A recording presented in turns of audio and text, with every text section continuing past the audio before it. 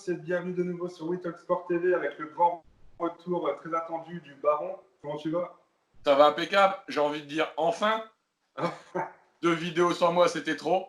Donc ouais, ravi de revenir vers toi et d'évoquer ensemble, c'est apparemment la Ligue 1, les transferts qu'on va évoquer aujourd'hui. Ouais, on va parler exclusivement de la Ligue 1 sur ces derniers bruits de couloir au niveau des transferts. Donc sans plus attendre, on va commencer par Camavinga. Camavinga, un jeune milieu offensif de Rennes qui a 17 ans. On parle de lui du côté du Real Madrid. Bonne affaire pour le joueur, pour le Real Madrid, pour Rennes. Toi, si est-ce que tu trouves que ce joueur-là va réellement apporter quelque chose d'intéressant au Real Madrid? Apporter, oui, peut-être plus dans le futur qu'à l'instant T. Mais l'idée, c'est de grandir au sein de la Maison-Blanche et de connaître ses règles et ses valeurs avant de pouvoir prétendre à évoluer en Ligue des Champions avec le club. Mais ouais, comme on disait un petit peu en off, demain, je suis Camavinga, j'ai 35-40 matchs à jouer à Rennes ou une vingtaine au Real. Je vais plus grandir avec mes 20 matchs au Real et apprendre aux côtés de Zidane que de stagner, entre guillemets, à Rennes. Mais après, une année de plus à Rennes ne serait pas non plus une perte de temps pour lui à 17 ans. Parce que tu l'as dit, 17 ans, c'est jeune. Et après, pourquoi... Enfin, il y aurait peut-être le syndrome Odegaard. Je ne sais pas si tu te souviens de Martin Odegaard au Real. C'est comme ça qu'à 16 ans, il commence petit à petit, maintenant à 21 ans, à toquer à la porte de l'effectif de Zizou. Donc, Ouais. Moi, je pense qu'en plus, s'il vient vraiment au Real Madrid, je pense qu'ils vont procéder de la même manière qu'Odegaard. C'est un mec qu'ils vont prêter en deuxième division espagnole pour qu'il s'acclimate au championnat, à la façon de jouer. Je pense pas qu'ils vont le jeter dans le grand bain tout de suite, sachant en plus que le Real Madrid et ses supporters sont vraiment en attente à chaque fois de grands joueurs qui veulent, ils veulent du résultat tout de suite, quoi. Ils veulent des mecs qui savent faire gagner les matchs, etc. Donc maintenant, moi, je pense que c'est à voir. Pour Rennes, ça serait intéressant parce que du coup, ils vont vendre un joueur avec une somme dont ils n'ont jamais eu de leur vie. Donc là, ça sera vraiment bien. Après, moi, j'ai peur que ça fasse aussi un petit peu, tu parlais de syndrome, mais un petit peu comme Dembélé. Dembélé, quand il était parti entre deux, il est devenu champion du monde, etc. Il s'était imposé à Dortmund. Après de là, il a fait une saison à Dortmund, il est parti au Barça. Au Barça, il nous fait une carrière un petit peu en dents de scie, il joue la moitié des matchs par saison. Donc au final, à l'heure d'aujourd'hui, c'est un joueur qui physiquement a peut-être atteint ses limites. En termes de croissance physique, je pense que tu vois, il faut des cuisses comme ça pour aller dans un championnat espagnol et pour tenir des gros classiques. Ah, mais Camavinga a le temps de se muscler, d'évoluer physiquement, ça c'est pas le problème. Mais quand tu vois déjà la maturité du mec et le niveau affiché quand il joue, même le PSG, ça ferait peur à beaucoup de mecs de 17 ans, je pense. Hein. Moi, sur le terrain, je ferais pas le beau. Lui, il y va à 17 ans, tranquille, il gère le match. Et non, moi, franchement, j'ai envie d'y croire. Et je pense pas qu'il le prêterait, comme tu disais, parce qu'il y a un petit coup de cœur de Zidane pour le mec. Et quand Zidane aime, il garde auprès de lui et il veut faire grandir sainement la personne. Et Dembélé, pour revenir sur Dembélé, il y a aussi l'hygiène de vie et l'entourage du mec. J'ai pas l'impression que Camavinga soit entouré comme ça et ce mode de vie-là pour l'instant. Après, comme tu l'as dit, 17 ans. Ouais, voilà. À 22, il se retrouve pas en boîte à Madrid, complètement arraché à 7 h du matin. Impossible. Ouais, donc ça, du coup, seul l'avenir nous le dira. On verra comment ça se passe dans les semaines à venir. Toujours en Ligue 1, on va parler de Lyon et Jean-Mimi. En termes d'arrivée, on parle de Mamadou Sakho. Bon, Mamadou Sakho qui est parti de la Ligue 1 en 2012, qui était parti à Liverpool avec pas mal de problèmes personnels aussi. Bon, c'est un joueur qui a été aimé, détesté. Après ses affaires de dopage, sa carrière a pris un drôle de tournant. Toi, qu'est-ce que tu en penses? Tu penses que c'est vraiment une bonne chose pour Lyon, Sakho? Moi, je pense que ça peut être un bon pari. Le mec a faim, le mec a 30 ans, il a envie d'essayer de se raccrocher au wagon de l'équipe de France, même si peu de gens y croient. Aujourd'hui, en défense centrale, il y a une carte à jouer. Et je crois qu'il a envie de la jouer. Et en revenant à Lyon, dans un club que Deschamps a l'habitude de regarder, où Deschamps a l'habitude de piocher, où il est proche, sans évoquer une trop grande proximité, mais il est proche de gens comme Aulas et du staff dirigeant, donc il connaît un peu la sphère lyonnaise. Et ça serait un bon choix pour Mamadou Sakho. J'aimerais bien le revoir jouer avec un autre maillot sur le dos contre le PSG, le voir au parc pour se battre pour un autre maillot. Ce qu'on a beau dire, c'est un guerrier sur un terrain. Ouais, puis je pense que la paire en défense Denayer et Sakho, ça pourrait avoir de la gueule parce que c'est deux mecs qui sont durs sur l'homme, donc franchement, je pense que ça peut être pas mal. Et l'un apprend de l'autre, parce qu'il y a plus de technique au balle au pied pour un Denayer, il y a plus d'impact physique pour un Sakho, et ça fait le complément. Ça fait un petit côté Laurent Blanc de Sailly à l'époque, à moindre niveau. On va pas, voilà, c'est Laurent Blanc de Sailly, wish, tu vois. Mais c'est bien pour Lyon. Et franchement, non, ça peut avoir de la gueule et je leur souhaite sincèrement. Parce qu'avec tout ce qu'on peut dire sur Jean-Michel Aulas, Lyon, ça reste un vaisseau amiral de la Ligue 1 et il faut que ça reste, quoi. Ouais. Et puis, puis dans tous les cas, ils pourront pas non plus, je pense, espérer acheter non plus des grands noms. Ils ne pourront pas faire des dépenses de malade, sachant que les mecs sont privés de Ligue des Champions. Ils vont devoir absolument revendre des joueurs comme Depay, Dembélé et Traoré. On parle aussi de Oussama Aouar au PSG, bon ça j'ai un doute quand même, mais ouais, je pense que là, Lyon, s'ils veulent essayer de se rattraper ne serait-ce qu'économiquement, ils vont devoir vendre et acheter intelligent. Donc ça, je pense que...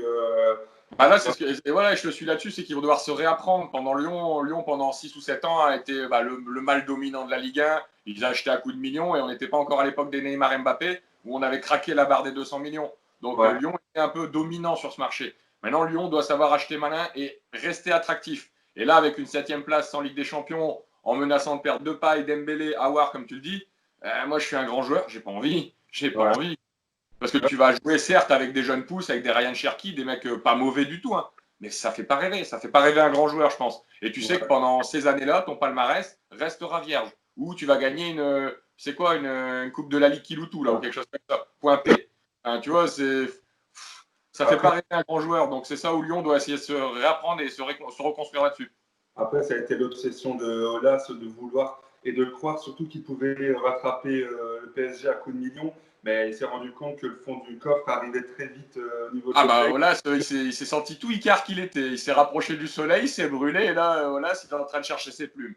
Bon, après, ça reste une valeur sûre et une valeur marchande, enfin, un club important au niveau financier sur le marché de la Ligue 1, on va pas se mentir. Ou même en fortune personnelle, Jean-Michel Aulas, c'est un capitaine d'industrie monstrueux. On a beau le tailler régulièrement semaine en semaine, on va se faire 2 secondes l'avocat du diable. Jean-Michel Aulas, respect à lui pour ce qu'il fait pour son club. C'est un parapluie pour Lyon et un paratonnerre en même temps, parce qu'il sert balancer la foudre au bon endroit. Ouais. Non, ça reste une belle écurie. Donc, franchement, après, ça va voir. Moi, je ne me fais pas trop pour eux. Hein. Mais du coup, on parle de belle écurie et d'ambition. On va basculer sur le LOSC. Le LOSC qui serait sur le point de vendre Victor Osimhen. Donc, le jeune a 21 ans. Il a une grosse saison dans les pattes avec le LOSC. Pas mal de beaux buts. Un mec en début de saison s'est surtout reposé sur ses buts et sur son talent. Donc, voilà, encore un club. Encore un joueur qui serait capable de partir au même prix que Pépé, si c'est ça qui est prévu. Ouais, c'est ce qui se dit et c'est ce que Gérard Lopez a vaguement évoqué en évoquant 3 championnats et différents clubs dans chacun de ces championnats. Donc on l'a vu avec Pépé, il sait faire monter les enchères. C'est là où on doit tirer un coup de chapeau à Lille. Lui, c'est bien acheter, c'est bien vendre. On va pas se mentir. Il est arrivé 12 millions l'année dernière de Charleroi. Personne ne le connaissait. Il faut regarder, à part ceux qui regardaient la Jupiler League. Personne ne savait qui était Victor Osimhen. Et il pète le plafond tout de suite. Et c'est un style différent de ce qu'on peut retrouver en Europe. Ça me rappelle, moi, un peu les Djibril Cissé au début de sa carrière. C'est un mec à l'instinct, c'est un animal avec le ballon. Et il n'y en a plus beaucoup. Le dernier, moi, que je vois comme ça en top buteur européen, c'est un peu un Luis Suarez. C'est qu'importe la position, la façon de faire, il y aura but. Et c'est tout ce qui compte pour le gars. Ouais. Puis après, c'est vrai que c'est quand même un joueur qui a un fort potentiel. Et je pense que d'ici quelques années, moi, mon avis, pour le voir jouer pratiquement pour l'avoir pratiquement joué toute l'année, je trouve que c'est un joueur qui a vraiment le potentiel de jouer en Angleterre. Parce que franchement, il est quand même tu vois, il est quand même robuste, hein, il résiste bien aux défenses et en plus de ça, il est technique. Donc je pense qu'un bon petit club anglais, ça pourrait être sympa pour lui. Donc maintenant, c'est pareil, c'est à suivre. On verra ce que va en faire. Moi, personnellement, j'espère qu'ils vont le conserver encore au moins une année. Pour eux, et en même temps, ça leur permettrait de le vendre au juste prix, parce que là, l'effet Covid va aussi jouer sur Osimhen, et ça serait dommage pour Lille de perdre une valeur marchande dont ils ne peuvent pas se priver, et de se priver d'un joueur qui pourrait leur rendre de grands services là, sur l'année à venir. Ouais, et puis au vu de la saison qu'ils viennent nous faire, j'ai du mal à croire qu'ils ne seraient pas capables de réitérer la même chose sur une deuxième saison. Donc, à mon sens, il est prêt, et il veut le prouver, il sait qu'on l'attend au tournant. Pourquoi pas grappiller encore 4-5 millions, tu vois, dans un an par rapport à sa vente. C'est pas négligeable. Ouais. Avec ce qui se passe au marché des transferts, on va plutôt parler en 15-20 millions qu'en 4-5 millions. Tu verras, ça va aller vite. Ouais, c'est clair. Donc maintenant, on verra bien comment ça se passe pour le LOSC, qui reste toujours qui redevenu attractif comme il faut. Et là, enfin, pour terminer cette vidéo, on va basculer du coup sur le PSG. Comment parler Ligue 1 sans parler Paris maintenant, hein, voilà, il y a eux et le reste du monde. Ah ouais, donc voilà, ils ont fait le gros coup pour l'instant, c'est le premier gros coup de l'été dans les champions, dans les plus grosses écuries. Hein, donc Icardi, 27 ans, qui a signé pour 55 millions au PSG. Il y a son poste titulaire qui l'attend chaudement. Voilà, qu'est-ce que tu en penses Est-ce que Paris va faire du coup est-ce que tu vois Paris avec une plus grosse attaque du coup avec Icardi en complément de Mbappé et de Neymar, ou tu étais plus fan de l'attaque avec Cavani? Après, voilà, mais je suis fan de l'homme de Cavani, donc ça, je parle pas objectivement. Mais pour ce dont Paris a besoin, c'est pas une meilleure attaque, c'est une attaque différente. Ouais. Et Cavani est moins proche d'un Neymar et d'un Mbappé techniquement. Icardi va beaucoup plus les retrouver sur le terrain et ils auront réciproquement plus envie de le retrouver sur le terrain. Donc il y aura déjà aussi plus d'interaction entre ces joueurs-là. Cavani était un petit peu esselé quand il joue au milieu de deux autres. C'est un lévrier qui court très vite après le ballon pendant que les deux autres tricotent un petit peu. C'est pas le même profil. Et c'est là où aussi Icardi il va apporter du vice, de la grinta, de la mauvaise foi, on va pas se mentir. Icardi, c'est ça aussi. C'est un joueur explosif qui peut faire péter un match sur un coup d'éclat technique ou sur un coup d'éclat extérieur à ce qui peut être le jeu. Mais ça sert aussi ou ça peut desservir un club. Mais je pense que Paris a besoin de ça. Et ça peut leur faire plaisir. Et 55 millions au lieu de 70, Paris paye le juste prix pour une fois. Ça y est, ouais, il est temps, ils ont enfin compris que c'était pas les vaches à lait de l'Europe, quoi. Là, c'est bien.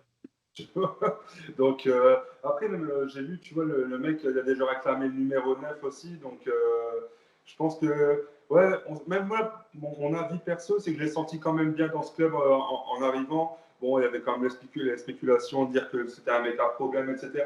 Moi, je trouve que pour l'instant, il a plutôt fait profil bas, parce qu'on a beau dire ce qu'on veut, hein, mais le PSG, c'est quand même une écurie qui est au-dessus du standing de l'Inter. Enfin, à l'heure d'aujourd'hui, hein, moi, je pense, moi, je pense que le PSG. Ouais. À l'heure d'aujourd'hui sont quand même plus attractifs. Et voilà, donc là, il arrive définitivement dans un club où c'est pas la star numéro 1. Tu auras des mecs, t'as des mecs comme Neymar et Mbappé qui sont bien devant lui. Donc là, je pense que du coup, il pourra mettre encore plus son talent à disposition du club et de l'équipe. Il doit coller au projet ou partir en fait. Ça, il va vite le comprendre qu'à l'Inter, il y avait lui et